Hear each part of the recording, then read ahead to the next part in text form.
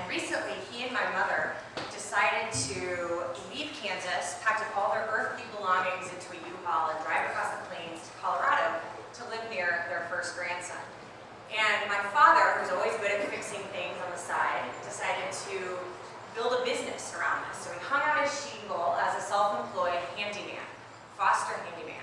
And he gets work the old-fashioned way. He talks to customers, he joined the Chamber of Commerce.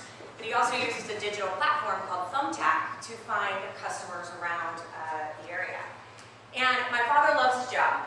He's self-employed, he picks his own time, he has flexibility, he chooses when and where he wants to work, he chooses his own wages. But my father also works outside of the social safety net. He has no access to paid time off or unemployment insurance, no workers' comp, nobody thinking about retirement for him. And in that way, my father, the handyman, looks a lot like an Uber driver, looks a lot like a nanny, looks a lot like a day laborer or a massage therapist. In fact, how many people in here are self-employed or an independent contractor? About a third of us. And that actually tracks to some new numbers that the Federal Reserve put out, the central bank of the United States. It's one of the most comprehensive government studies looking at labor just a few weeks ago. And they found that about 40%, it's about 36% of Americans, are participating in what they call enterprising and independent work, meaning self-employment, contracting, that sort of thing. And the problem is that our entire safety net was built through employment. So if more and more Americans are finding work outside of traditional employment, then we have a real problem, because that means there is no safety net. And so interest is growing over the last few years around this idea that we're calling portable benefits, meaning imagine a system of benefits and protections that live with the worker and move with the worker no matter what job or series of gigs that worker pulls together. It's portable, meaning it lives with the worker, but it's also prorated, meaning if you find work on Thumbtack, like my father, or also drive on Lyft, or you do some nannying on the side, that any work you do could proratedly be put into your account. And it's universal, and that you don't have to work for, say, Lyft in order to get it and not Uber, but it's universal, across the board.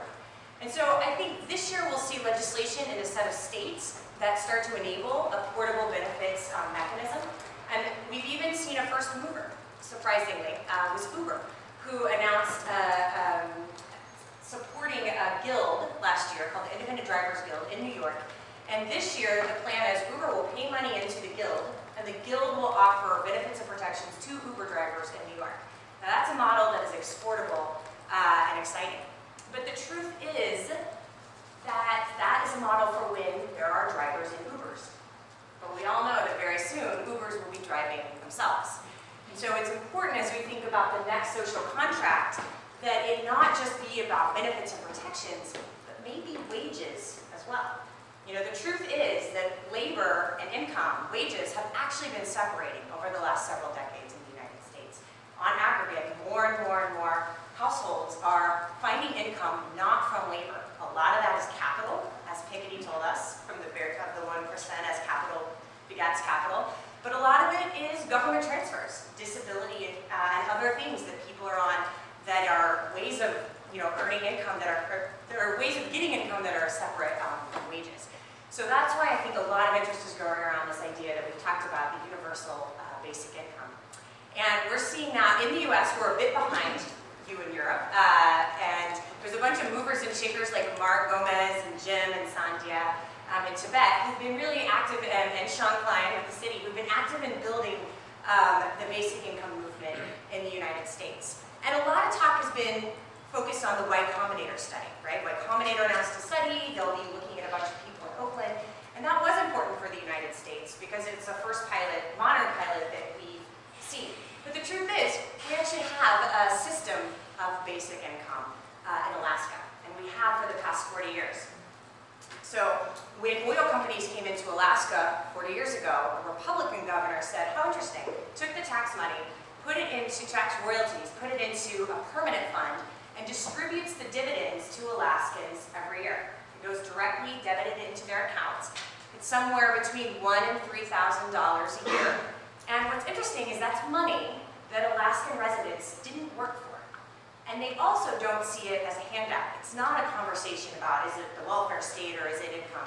They see it as something they commonly own. They co-own the oil in the state, and it makes perfect sense that they should share in the dividends of the oil. So as many of us are looking at what is the 10-year, 20-year plan to bring about a universal basic income in the United States, I think Alaska offers a really important signal as a way forward in the U.S. And I think the question for us is, what's the next version of Alaska? It's probably not based on oil extraction, but it might be based on the internet. It might be an internet dividend or an AI dividend. We'll see. So a few weeks ago, launched something called the Economic Security Project, which is a 2-year fund to help answer a lot of these questions, help folks like Jim and Zandia, who are organizing out the San Francisco community, research what's happening at the Roosevelt Institute, looking at public opinion, and a whole set of other things, as well as what are some of the places where we could start to move forward local legislation